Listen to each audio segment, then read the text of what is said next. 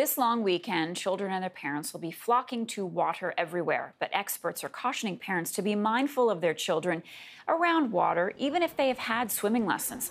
Parents should not assume that these lessons will keep their kids safe. For more on this, I want to bring in Barbara Morrongiello. She's a professor in psychology and a Canada Research Chair in Child and Youth Injury Prevention at the University of Guelph. Good morning. Welcome to our program.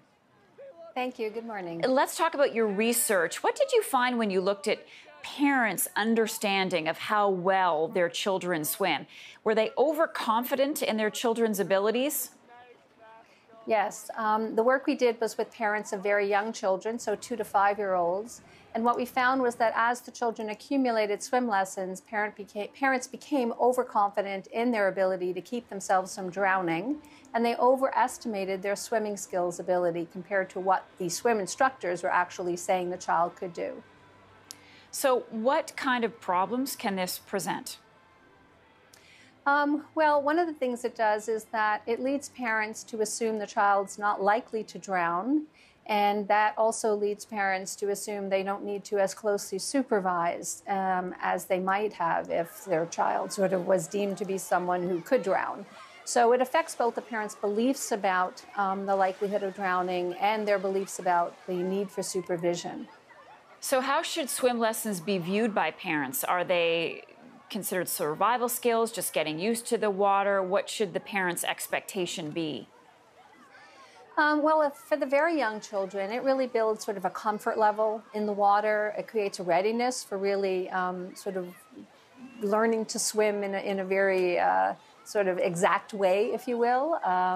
And it also sort of builds confidence in the child that they can sort of manage a scary situation like water, if you will, a pool or a lake or what have you.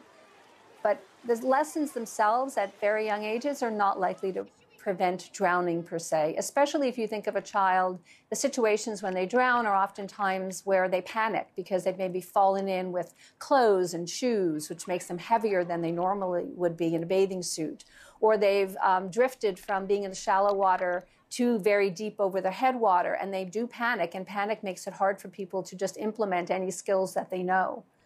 So how closely do parents need to supervise their children when they're near water, when they're in the water? Got a big weekend coming up. Lots of people will be outside.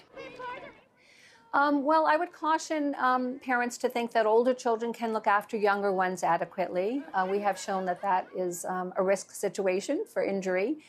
Generally, as well as in drowning situations.